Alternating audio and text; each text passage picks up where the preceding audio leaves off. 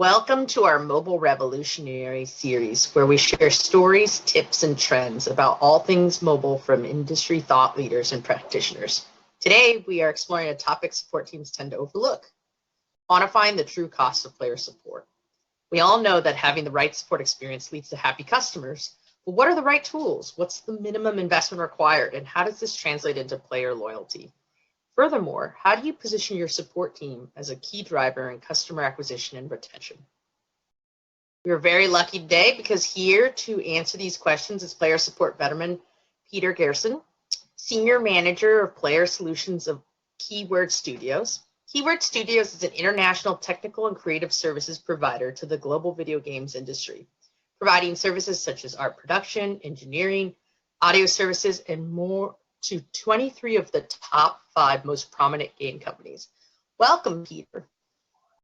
Hey, Jackie, thanks very much. Great intro. I really feel welcome. Thank you. And we also have a few interesting tidbits about Peter. He actually grew up in South Africa, but he right now is in the Netherlands. He's a big cyclist. That's what brought him to the Netherlands. And he's also a big cat lover. Very true, very true. And both very, very welcome here in the Netherlands. Well, Peter, do you want to get us through today's agenda? Yeah, so very, very, very welcome to join Helpshift on this opportunity and to talk about what I call the sweet spot of player support. And we really want to run through, what does that mean? Why actually have player support? Why invest in it? And what do you mean by the sweet spot? Let's look at some hidden costs. They're often overlooked, and people forget that if you don't manage these things carefully, you can easily overrun or get overwhelmed, or your budget gets eaten up and you don't have the ability to deliver the services. One of the reasons we work closely with you is around the automation, and does automation really help? And are these bots coming? Are they going to take everybody's job? What's the reality around automation? And I'd like to just sort of share some case studies where we found how to sort of find the sweet spot, the balance, and put these things together. And then summarize and see if the takeaways of what we promised we were going to talk about today are actually delivered. So I guess I'm going to move on to what we call the main process. And if I had to say you, Jack, why invest in player support? It would seem obvious to answer, you've just got to give support. And we call it player support, but we're really talking about customer support here. And I saw you wearing the awesome Harvard top. Some of the best research comes out of Harvard Business School, people like Gardner, people like Forrester, people like Forbes. And there's enough out there. If people just spend some time and go and look, literally that basically says to you that a good investment in a customer experience, part of which is obviously customer support. It's where you get to hear your customer's voice and you get to interact and solve their problems. It's a really, really critical part. That whole process is basically driven by how they experience that. And it's known that if a bad experience can chase nearly 70% of your customers away. People like to have self-help until they really want to be helped. And the real issue here is loyal customers. In other words, we say happy players are more likely to spend more and be ambassadors for your brand and bring other people to the game. Because remember, we're game focused at Keywords, and we're working with Helpshift within the gaming environment. So we really want to talk about player support. They're 5 times more likely to purchase a game if they're happy and they're enjoying themselves than if that's not the case. So enough really said about that. Let's really move to the crux. So if you decide to invest in player support, why would you? We've given you the case. There's ROI out there, and that's not what we really want to talk about. Really what we want to talk about is what is the sweet spot, or how do you get it so that you get to put your money wisely. Lots of small to medium businesses or medium businesses that are starting to scale often don't have the wherewithal to tackle these massive investments that are made by the very large industries into a player support setup. But it's not necessary to invest massive amounts. It's necessary to invest correctly. And also to be able to put a business case as the person in charge of support. Quite often in the small to medium and medium to scale environments, the people in charge of support grew up sort of inheriting this and having to learn on the job and having to grow. Maybe they're not part of the C-suite. It's usually the case they're not part of the C-suite, and they don't get to have a seat at the table and talk about it like perhaps marketing or sales do. And so everybody's fighting for the budget of the company. And you've got to think about it like, should we invest in 5 more trucks to grow our distribution? Should we bring on 2 more sales reps to push sales? Should we invest more in marketing campaigns to get a wider reach?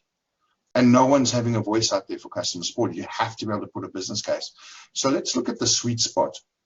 And really, if I put up a slide that basically puts, and in this case it's players, but call them customers, right in the middle of what I call the golden triangle. You've really got to balance, the experience they have, a great experience, with cost efficiency and productivity to be able to justify having support if you're one of these companies that is starting to scale, and certainly around a game. And as I said, it's proven that if you do this right, you get players to be retained more. Support is definitely a retention strategy, and it actually costs 2 to 2.5 times more, up to, depending on the kind of company, 7 times more. So between 2.5 to 7 times more to acquire a new customer than it is to retain and keep servicing an existing customer. And Peter, would you say that this is something that's getting more focus from outside of just the customer support group, that this is something that now more executives are thinking through with respect to retention and acquisition? So it's a great question, and I'd love to say yes, and I think it is. But I think it's one of those areas that's still seen as a soft, nice to have, marshmallowy thing rather than hard.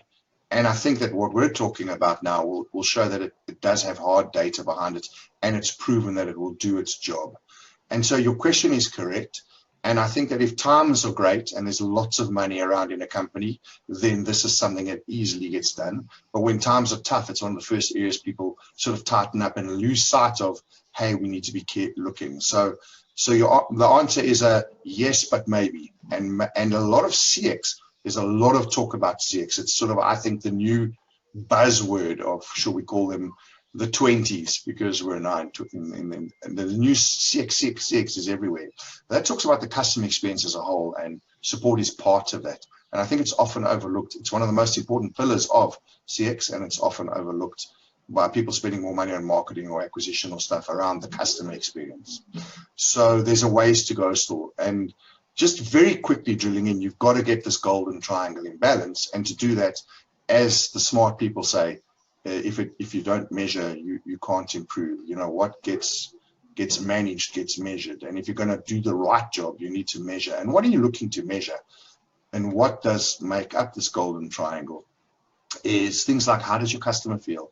Customer satisfaction, customer effort, how easy it is for them to reach out to you and get a result. We're living now in the 20s. We have mobile, we have many channels. How many people still have to phone in to get a problem resolved on a device that's connected, and then still tell their story to 3 or 4 people as they get moved, because it's technical, not billing, and it still happens live today in these highly technical environments that it's a mission or a minefield to navigate. So how do you make it as easy as possible for the customer? Call it effortless, to get the right result with things like self-help, FAQs, automation, and then when they need help, someone there who's really knowing what they can do, help them, and makes it as easy for them to get back to their life. That's all they want. And then again, how do you measure productivity? How do you get someone being empathetic and looking after you and caring about you when they're under pressure to do X number of these a day and get through them, and does it become a burden to your agents? How do you create an environment that they can be efficient and productive and enjoy the job? And then the last thing, of course, is, how do you spend the money? If you're a small company that scales and you don't have a massive amount of money, how can you do this by leveraging what's out there to create this environment? So that's really where I talk about on the sweet spot. And what do people want most? When you look out there and you look at the research that's done, fast response times, or getting things done really quickly and getting on with their life, is what people want more. You often hear about give everyone a great experience and look after them. I don't know if you have an experience you can think about, Jackie, but most days, if you're really happy with service, if immediately you reach out what you need is answered, and you can get on with your life. You're actually really happy. You really just want a quick resolution. You don't need all the bells and whistles. You just need a quick resolution. And I think part of what CX gets wrong is that it's trying to drive this customer centricity is everything, and you've got to look after the customer, and they should be able to talk to you on any. And again, if you're a medium-sized setup with a limited budget, you can't have chat and phone and 24/7 and 19 different ways people can contact you and manage them with all the complexity that goes with that, and make it a great experience for them. So again, customers, if you give an expectation, you give a promise, I will do this to help you, and that's how I help you, and you're very clear and you communicate that, that's all they expect. And then they know what to do, and they know how to. So if you can make it easy, so to reach me and get an answer, just do this and I will solve your problem. That's all they want. So actually you have this, as I said, this golden triangle. Put another way in the slide that's on the screen now, it's quality versus done quickly versus low cost. That's the fight. And basically somewhere in the middle is where you get this balance. And really the cheapest you can make your support is to give the customer what they want when they want it as quickly as possible. Just when they want it, they want to get done.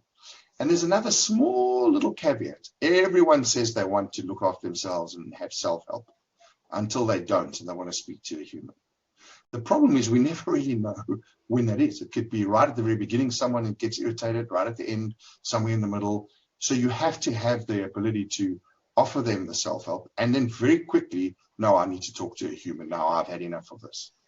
That balance is also part of how do you manage the sweet spot. Because if you over-automate or you're only a technique or you only give them self-help, that's not a great experience either. When they do really want some help and they're not getting it through the self-help process, they get very irritated very quickly. So Peter, maybe you can tell us more about what folks can do in their setup and what are some of the trade-offs they can make and how they manage that internally. Yeah, so what you need to think about in your setup is, in fact, let's stay here for a second before we jump to the next conversation piece, but it flows, is actually listen to your customers. Think about what type of business you are in terms of the kind of game you are, who your customers are, try and understand what would be the best way to service them. So, for example, if you're a mobile game with in-game purchases, microtransactions as I like to call them, it makes no sense to have a setup that drives your customer away from that environment to their computer to go online to log a call through a form. You're effectively pushing your customers to the very thing you don't want, which is them to leave the game. Exactly. So what could you do to make it as easy as possible in-game to get as much help as possible? And that is have self-help linked in-game with frequently asked questions and a link through to a help device. And modern technology allows that. From the game, you can look up help and then go straight back to your game. It's something that's very, very easy to do on a lot of platforms, especially one like Helpshift. It's really, really straightforward. And that is the way that they would probably want to. But it's not always the case. Also have the option that there is a form, because they may have had a problem, had to stop the game, they're busy with something else. They say, oh, I'd like to, and they happen to be in front of a computer now and not on the mobile, and they would like to just check and look something up maybe through a search. Have the ability to also sort of have that channel. But then again, beyond that, you don't really need to go. So I hope that in a way that sort of clarifies what you're thinking of. Now, to set these things up, are they complicated? They can be if you want to offer 24/7, 17 different languages, 5 or 6 different channels, link in all your social media, track your store reviews, or you build it pieces at a time. And I think that that is the best approach, by iterating. Keep talking to the customer and keep iterating. Look at where they're spending their time and then build your system out to be in the space where they're most. So if you have a game that's driven by a lot of community on social media or in channels like Discord and stuff, make sure that you can manage that with the platform you've got so they can easily reach you from those platforms. And that's just common sense. You're really looking to, as I said, create how can you keep this cost contained, your productivity up, and your ability to service the actual customer satisfaction. Just always thinking, what works best to keep that golden triangle in balance. And I just wanted to point out that one of the key things people forget is, you have options. You can outsource, you can in-source, you can do it yourself, you can do no support and just offer, some things do work that we just don't provide support, work it out yourselves, or they empower a community, they get volunteers. There's a number of ways you can approach this. You got to think about the game, the kind of players you've got, and what they would be looking for. And that's usually, again, games go through iteration. They don't just, lots of games go through test phases. Get some feedback in the test phase. Don't just test the gameplay and say, yeah, the guys are liking this. This is what we need to bring to market. Also test, like, what would you think you would need if something went wrong? And there's 1 or 2 or 3 major simple questions you can put in there. Think logically. If I am a customer, what would I want if I'm in a jet fighter game where I need to understand how to maybe use controls technically, or will it work on certain, if it's a mobile, will it work on certain phones? What's the minimum do I need? Can I play for free forever? All these kinds of simple things. There's a ton of research out there that can be easily looked up on Google without you being an expert, to maybe ask 5 or 6 key questions to your customers whenever you're running tests and get that feedback as well. It's often not done. You go to these beta tests and you go to soft launches and nobody's talking about what does the customer want, or how would they like to interact with you if they have found that they have a problem. 4 or 5 simple questions, like, what's your preferred way of talking to us? Do you want to have support all the time? How long do you think is reasonable before support responds to you? Because sometimes you don't need to have 24/7. You can work with 7 days, have a decent, because people, as long as you build the expectation, you get the feedback and you set your system up, and customers know that's what's going to happen, they're reasonable with that. And then you've got to think about, what does it actually cost you to run these things beyond just setting up the customer support, set up the platform you choose, training up, the agents you choose. Are you going to outsource, in-source? Are you going to do languages? You've got to look at things like, how do I manage the setup? That's often where people lose sight of what I call the hidden costs. Right, and you've mentioned that there's quite a few hidden costs, and just thinking about things that folks might overlook, like time zones, cultural differences, that it might seem inexpensive, but you have to really make those trade-offs. Yeah. So, an example, as you said, is there's a cultural difference. It's English support. We're going to do English only, but our gamers are mostly going to be North American based. And there's going to be a cultural difference if we outsource this to a destination like Manila, for example, who don't really know us.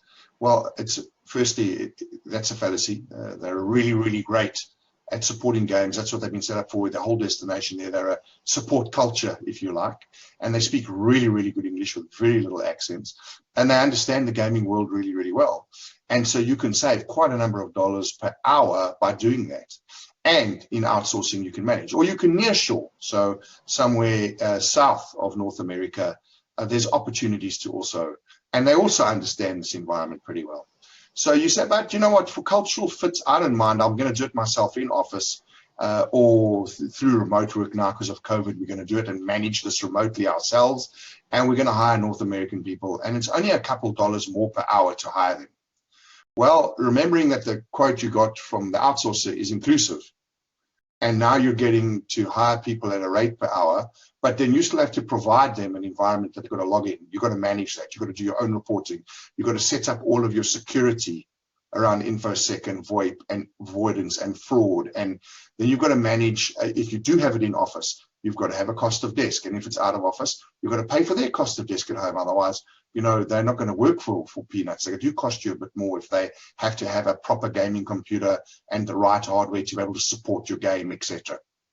Then you've got to put quality control systems in. Are people actually pitching up on their shift, doing what they're supposed to do? And you've got to actually check and quantify that that's actually happening. And then someone's going to manage this and spend some hours doing it.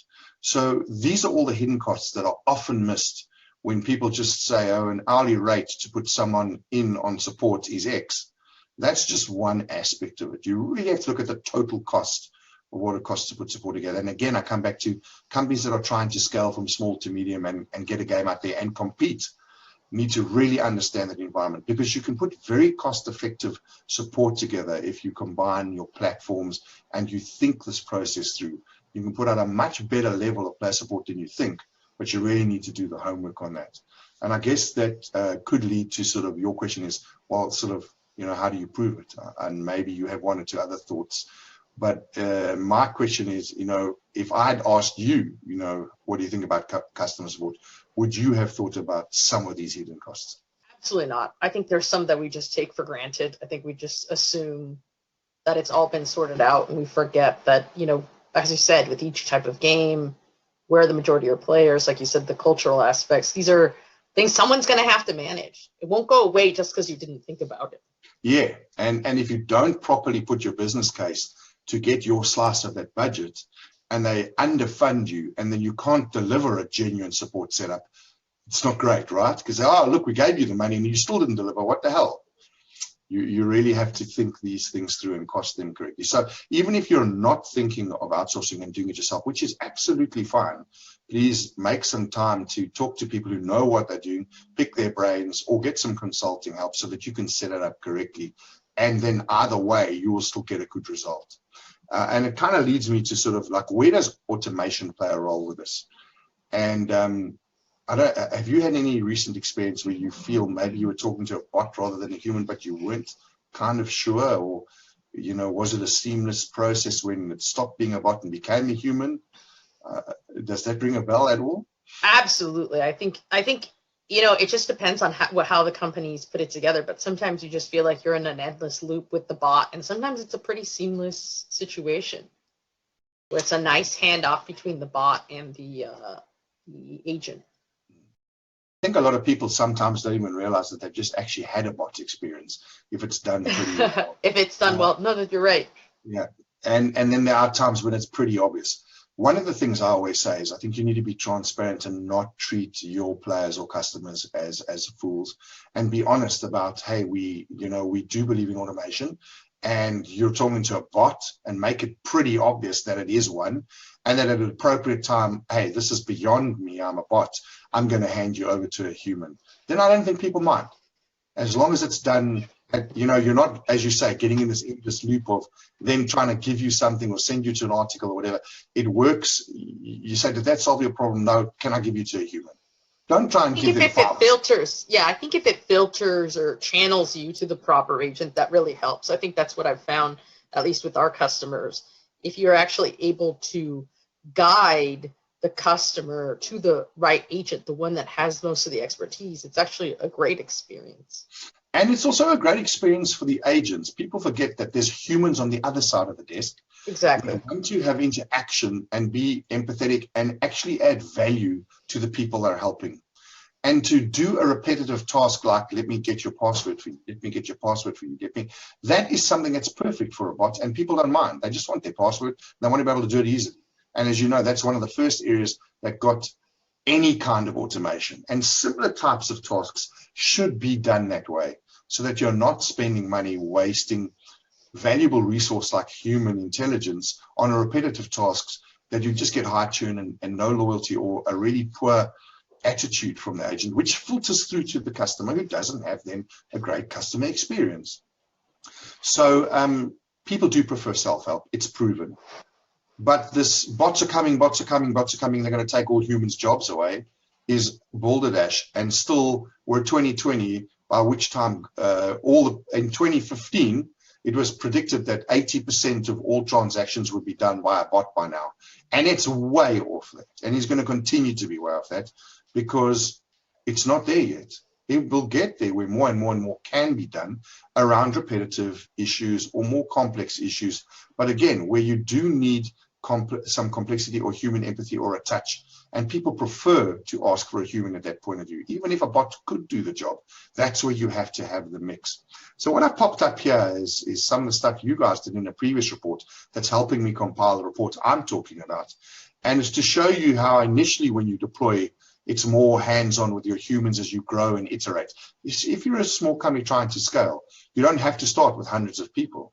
You can start with a very small core focused team that knows what they're doing. And as you iterate and build the process out, instead of growing the team by adding lots of bodies to it, this is where you can start to say, well, if I pick a platform cleverly and I work with that platform intelligently, I can keep the cost down, because every time a human touches a ticket, it costs money. But when a bot touches a ticket, yes, there's a cost to the platform initially, but over time, as that runs, it becomes cheaper and cheaper and cheaper.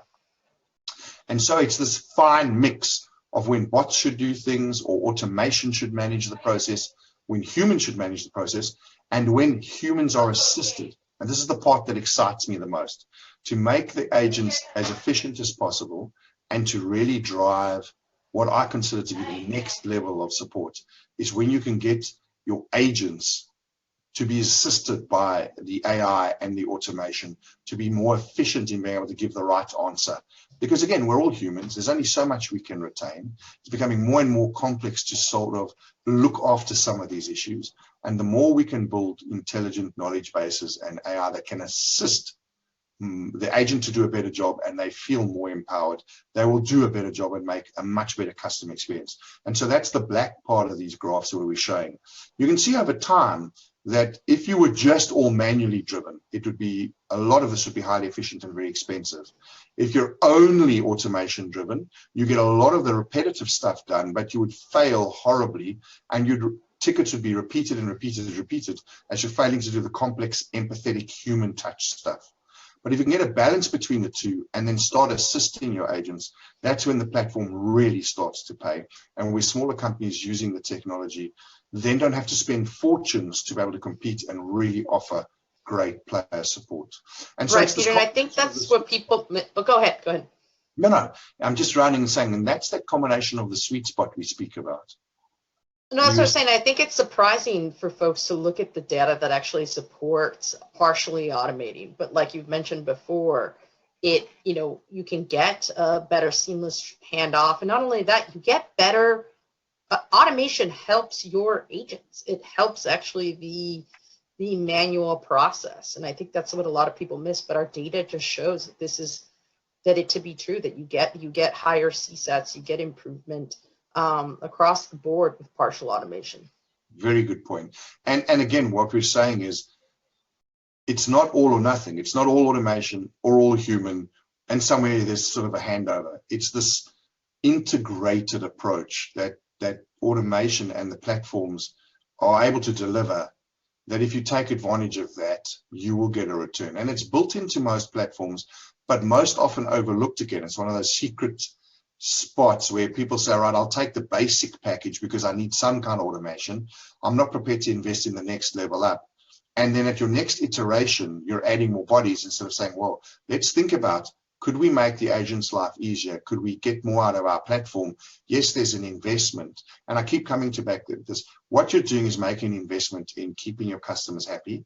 It's a great retention strategy, and it's going to give you it's proven that if you look after these people like great ambassadors, they spend more, spend long in the game, they spend more in the game, and overall you're getting a better result. It also means your process around the support as it iterates becomes better, becomes more efficient, and you do start to get the sweet spot or this golden triangle in balance. I have some case studies and I'd like to quickly run through them. There's about 2 or 3. Yes, that would be great. I was just about to ask you, can you show us some examples? I think that's what makes it tangible. Yeah, so I mean, everything we've spoken to now is in theory, great. But reasonably speaking, and these are anonymized, sorry that I have to do that, but these are anonymized. But really, across all types of genres, and usually across all types of hardware platforms, you can provide similar results depending on the type of game talked. And basically, what really shows here is you can see that ticket volume remained pretty steady. Replies remained pretty steady, except basically in Q3, Q4, they actually went down slightly. And the solved ratios stayed, again, pretty steady. But the CSAT went up, and the number of agents that was required to do this went down. So the cost overall to the company in investing in the platform came down, a better result for customers, and the same volume of tickets was handled throughout. So it was slowly iterate and add, get the automation working. Now it's working. You can go and this is basically real life over a whole year, where we went from 7 agents to 3 agents, did the same amount of volumes basically, and received a better result of an increase in CSAT of 5 points, which is massive. So that means that this company is spending less in Q4 for delivering a better quality support than they were in Q1 with less agents. Would you say that's that jump in CSAT is, something that other than with a massive change like this, you would be able to get? So you could have achieved this if you look at what was happening where they were in Q1. The choice was add more agents because we're not coping, our CSAT's down, and you can see replies and resolved are not quite in line with new tickets. So your replies are basically, remember those stats we spoke about right in the beginning. This isn't I'm expecting people listening to have at least some fundamental understanding, and I'm not going to go into a massive explanation, but very briefly, for every ticket that comes in, you'll have a higher than 1. Otherwise, you're solving every ticket in one go. Your first contact resolution is 100%, and you're the most brilliant support in the world. Some tickets take more touches and take longer. Other tickets can be done in one go. So you can see here that there's a ratio of about 1.6 replies on average to a ticket. In other words, some tickets are taking more than 2 or 3 replies. Some are being done in one go. And as you go over time, as the volume goes steadily along, the ticket touches and the replies stay in line, but actually go down slightly. Overall, on average, they go down. So it means the agents are getting more efficient, and your system is starting to cope where it's taking care of deflection or self-help, etc. So as your game grew, your ticket volume stayed steady. It didn't go up. And that what came in was better managed by less. So the normal process, if you didn't go automation, or you didn't put a good platform in here, would be that to make the same result of 5 points, you would need to have gone from 7 agents to 10 or maybe 12 agents. Which is, at the end, can also be expensive. Yeah. You would have had a great CSAT, but you would have added cost.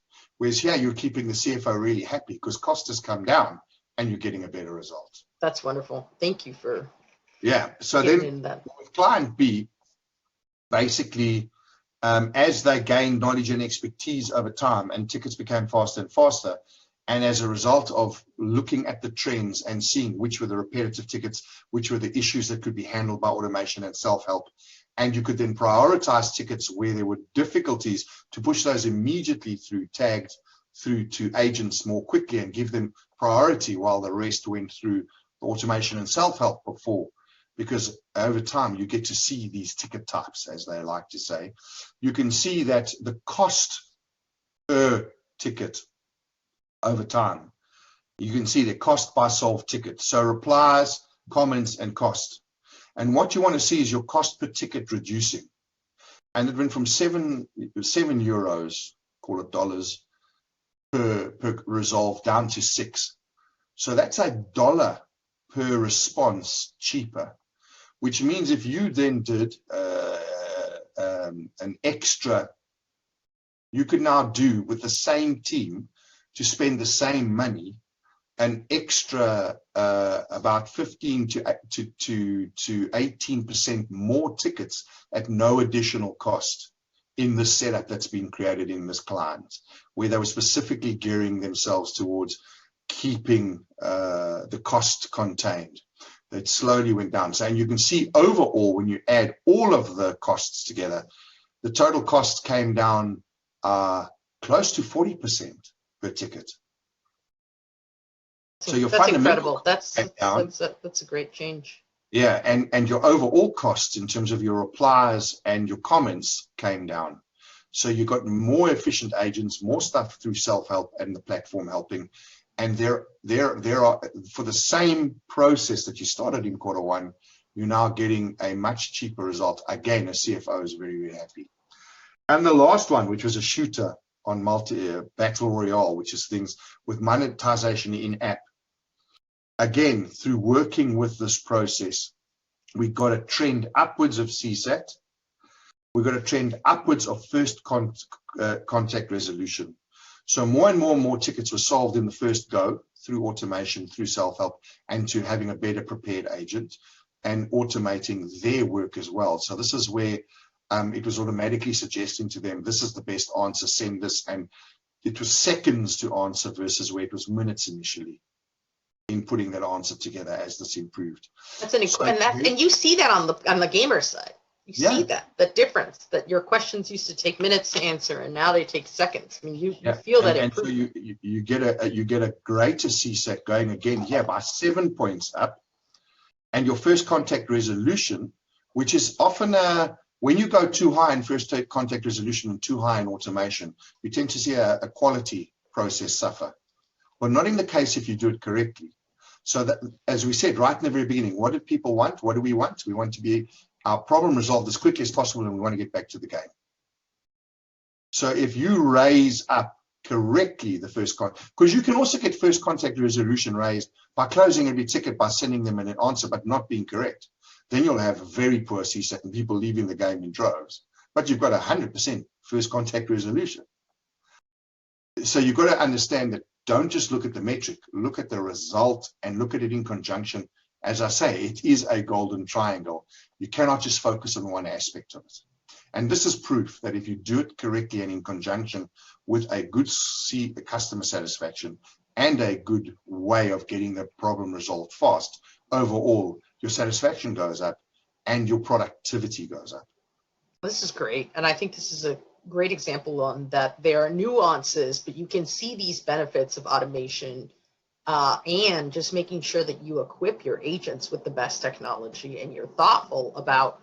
I like to think of all of these examples as, not being a penny rich, but a pound foolish. You might have to make that initial investment, but you're clearly showing that there are results to taking on that initial investment.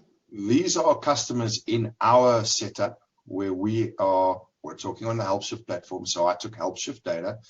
There are other platforms where we took HelpShift customers on HelpShift and ran what was the genuine.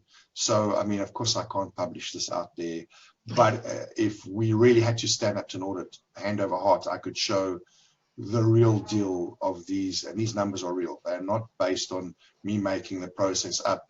We went in and specifically said at random, let's pick 3. We know customers who've got quite a high volume and we know we've been working with them for a while. Let's actually look at this. That was what triggered the report and me looking at, okay, this is definitely happening. What should we be putting out there to share these stats with people and build out the report? That's where the idea was born about what is actually the cost of player support and how do you put it together, even if you don't have a massive budget.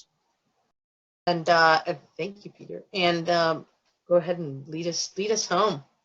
So I just want to know if you feel in the conversation we've had, because obviously we will get some feedback, I guess, when we open this up later on to Q&A, that the promise was, hey, we're going to come up with a report that's going to kind of show you what these things cost and there's a sweet spot and think about these things. Is the true cost of player support balancing this quality, the productivity, and this cost efficiency? Does that make sense? And if that's an approach to take, did we sort of put you on the path as a medium to large company that's trying to scale their support with limited resources? Does it make sense to now start looking at how to put this together rather than, oh, we need to put some bums on seats, answer some questions and our problems are solved, but it's a cost situation, so do it as cheaply as possible and don't care about it. I think the two are very diametrically opposed. And if you're going to make the effort, then this is why you want to spend or invest in player support. You definitely convinced me, Peter. Well, that's good news. So I guess. So thank you so much. This is great. We're going to just, I think for many of you probably, like me, there were many insights that you'll want to double click on. And thankfully, we will have the full true cost of player support report available for attendees via email after the webinar. And we actually do have a little bit of time to open it up to live questions. So if you have questions for Peter, please send them over and we'll answer them shortly. It'll be a pleasure. Thank you so much, Peter.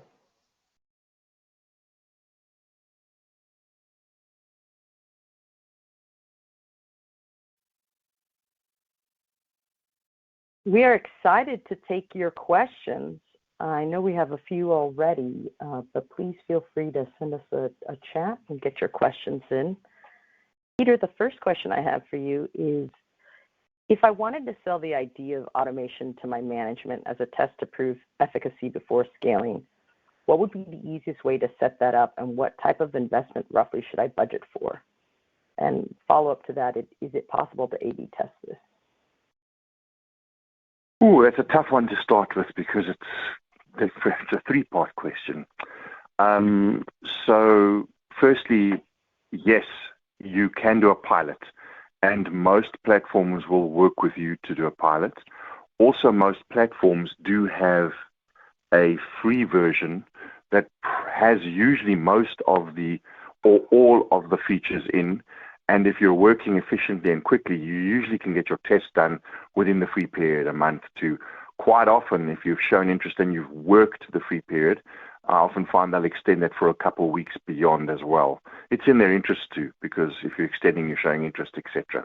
So there are a number of ways of doing that, and the way you should look at it is really try and understand, what you're trying to achieve. So set some clear, defined outcomes for what the automation should show. For example, if we have automation doing some of the easier tickets and then the ability to pass over for more complex stuff, will it increase the first contact resolution? Will it leave CSAT the same or improve it? And will it get more efficiency? In other words, will more tickets come through the system even though less agent time is used? Because that's the real key. Think if 100 tickets come through and they're all agents, it's 100 touches by an agent, 100 the cost to you. If 100 tickets come through and 40 to 50 were done by automation and never even reached an agent, in time, that's a straight bottom line saving. So yes, to do that, that's what you do. You set up a pilot. Second thing is then scaling is pretty easy after that, because if you're on the system of your choice, like you guys working with HelpShift, it's pretty easy to set that up. Scaling out of that is just doing more of the same, taking your initial hypotheses, having proved it, that's the first part you roll out, have it better down, and then start adding as you go. Iterate, look at the next hypothesis, iterate. So yes, rolling out. And A/B testing, yes, because what was happening before was manual. So take what you did for, say, the last 6 months, and then over the test of the pilot, look at the average of the last 6 months versus what the pilot delivered. You can test it. While it's live as well, if you're clever, you can set up 2 buckets or 2 queues or 2 ways of routing your tickets. And so some still all go. The same issue, some will still go to a live agent. And you look at that performance and cost versus the same ticket type or same incident type, as we should call it for people who don't like the word ticket, the same incident type done through the platform, direct comparison to do the A/B testing. So that's pretty cool. I hope that answers the question. Awesome. But yes, all three are possible. Wonderful. Thank you. The next question I have here is that with respect to the different costs you've mentioned, which ones are the easiest to reduce or cut to prioritize speed of response?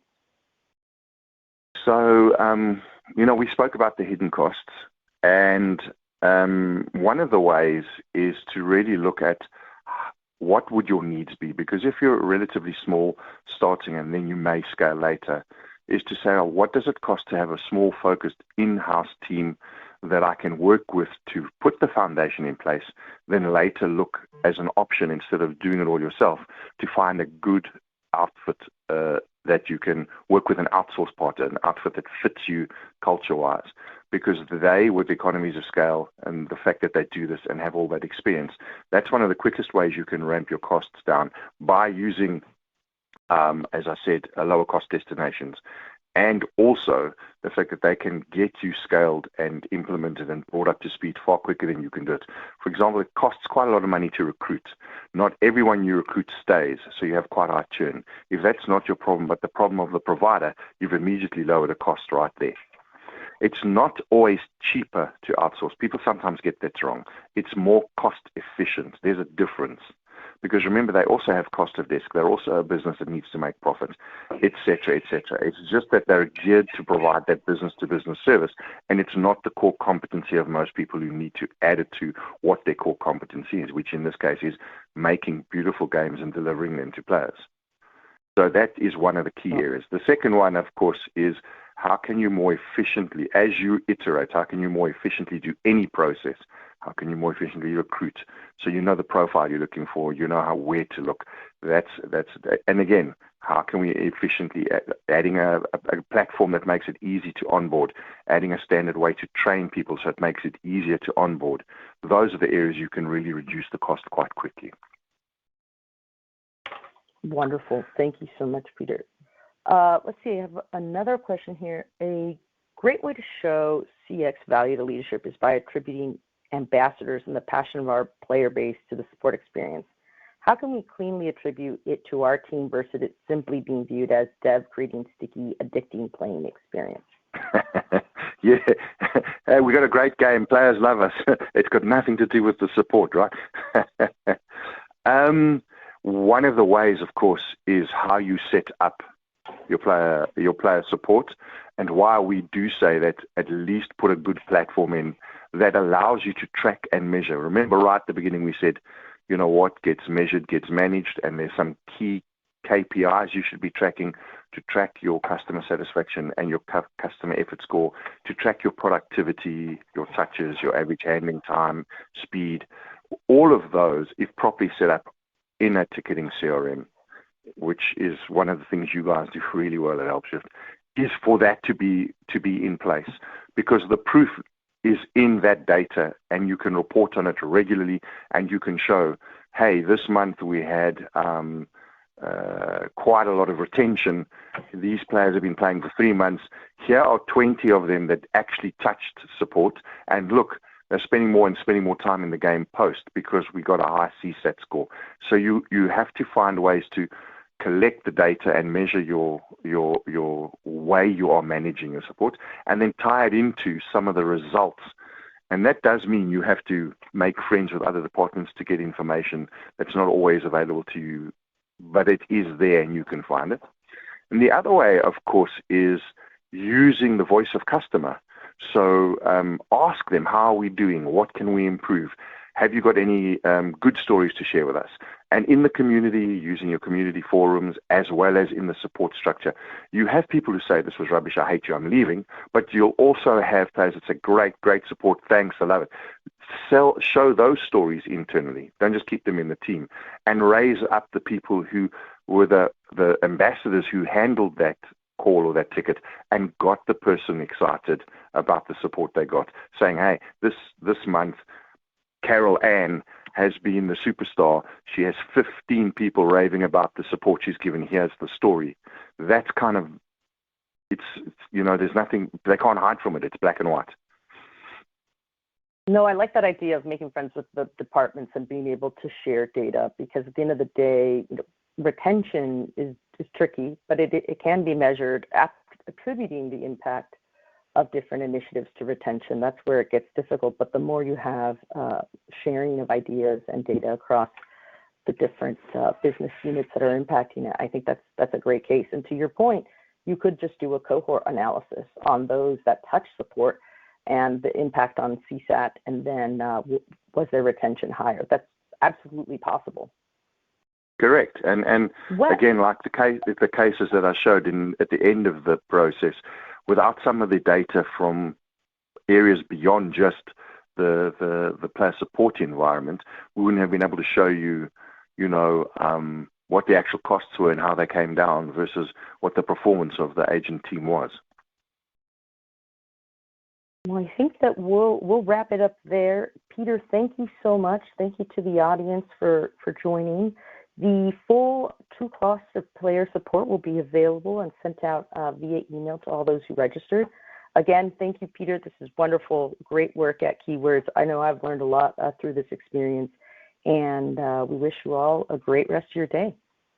Thank you for having me, and hopefully everyone has a great day and very soon has a great weekend.